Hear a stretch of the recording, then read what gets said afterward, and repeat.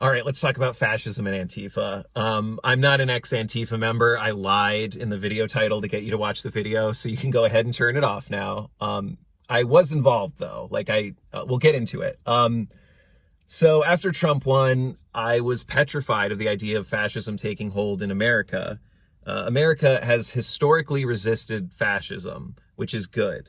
And it can maybe, in hindsight now, seem kind of silly that people were worried about that, but a lot of us were, I think for good reason, myself included. I was obsessed with Charlottesville. I would listen to Chris Cantwell and his podcast, Radical Agenda, and I saw the potential these ideas had to take hold.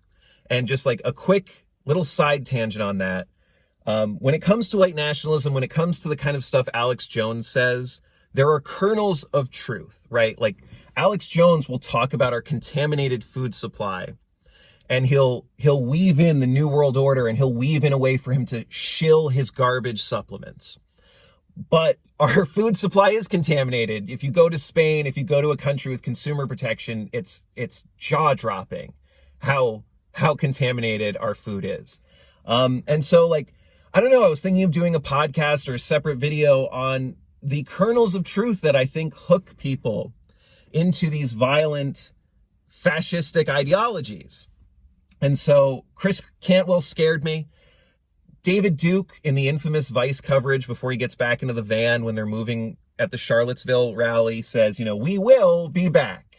And it's one of the creepiest things I've ever seen on film, because when he says that, we will be back, he's not David Duke when he says that. He's speaking as like this thread throughout time of this ideology. And you know that he's right. You know that they will be back long after he's gone.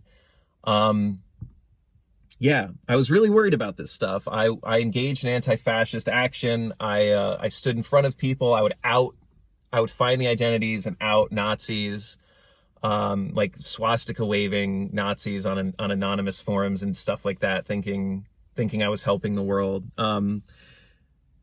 Yeah, and I don't think I did anything that, even as I've grown and matured, that I think was wrong. I think we do have to engage fascists, true fascists, where they are.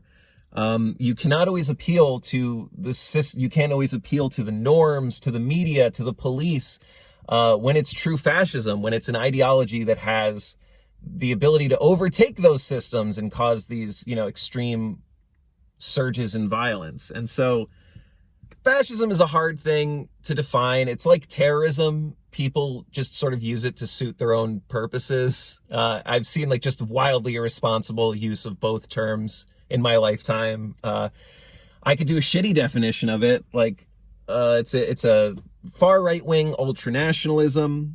It stands in opposition to liberalism and to the things that I believe in: free expression, freedom, etc. It has certain calling cards hearkening back to a fictitious glory day of the country. We have to make America great again. We have to build a strong Germany. It scapegoats people. It provides simple solutions to complex problems, usually in the form of some marginal group. It uses violence. Fascism is a specific thing that you should know when you see it. But getting into my favorite, criticizing the left, there's been a real scope creep in how people on the left understand fascism. Scope creep is generally a business term. You set out to make a hotel and you end up making a floating casino on the moon. And we've seen that. Like everything from like ultra religious anti-gay preachers to just like far right people to even just like some backwoods Trump voter who just voted because he liked what he had to say about grabbing them or like whatever. Like none of those people are necessarily fascists, especially like bigots. Like bigots aren't just de facto fascist. Fascism uses bigotry, but just because someone's a racist doesn't make them a fascist. And it's like, it's important because if you believe, as I do, that fascism has to be addressed and very likely with violence, if you believe that you have an ideological license to use violence, you should not have scope creep. You should not have an expanding umbrella of what it means to be a fascist. And just to like piss everyone off, like, we all believe that we have a license to use violence outside of the law. Certain states have castle laws. Certain states are like gray in terms of where they prosecute people if you shoot someone who comes on your property. But like each one of us at a certain point believes that we have the right to step outside the law and use violence. And I believe that when explicitly violent ideologies that target people are trying to exercise and recruit. The problem is not everything you disagree with is violence, which I think is a good time to talk about Wi Spa, right? We all remember Wi Spa. It was a spa.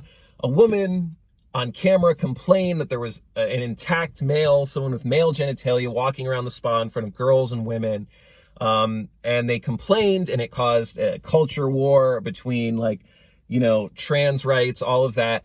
And I saw like all of my far left friends and a lot of people online like supporting these black clad thugs who showed up to bully and harass these female protesters. And it's the same thing. Like they always claim it's AstroTurf. They always claim it's like Koch brother money. And then they just feel that they have a license to assault and harass people and try to ruin their lives online. Like maybe talking about trans rights is a separate video, but like women have the right to say they don't want to see male genitalia. I believe that, but more so than my belief, it's like that manifestation of an idea is not fascism. It has nothing to do with ultra right wing, ultra nationalism. I know people will try to draw parallels, but it's just not what fascism is. You might think it's bigotry.